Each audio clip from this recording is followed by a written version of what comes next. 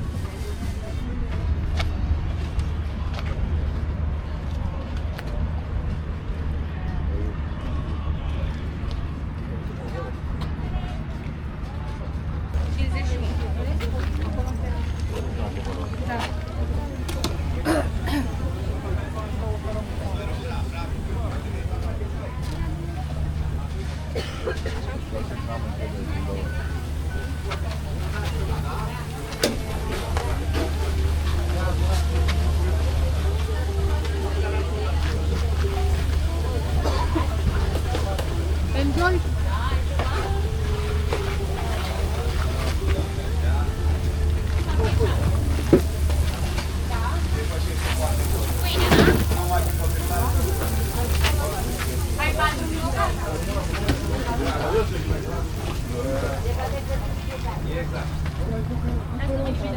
Amândoi păstrăvii, cum îi vreți? Îi puneți dumneavoastră ce vreți acasă? Adică vreți sarabule, bani sarabule, fără... Pe de-aia, vi băgați dumneavoastră acasă. Îi comandați la doamna. Uite aici, vină bă. Doamna, doi păstrăți. La doamna aici. Doi păstrăți. Da. Doi păstrăți, sarabule și plantie, da? Sunt puse, totul la pachet. Numai puțin să se mai delibereze ca să nu ia acolo. Că după aia stă și se răcește. Aici.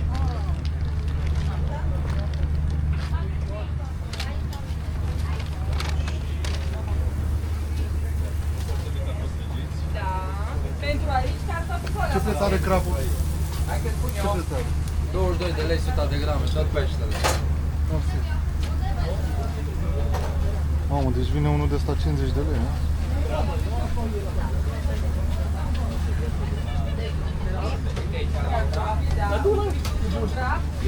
Aici, da. Aici sau la pachet? Ăla mai trebuie chiar un pic. Aici.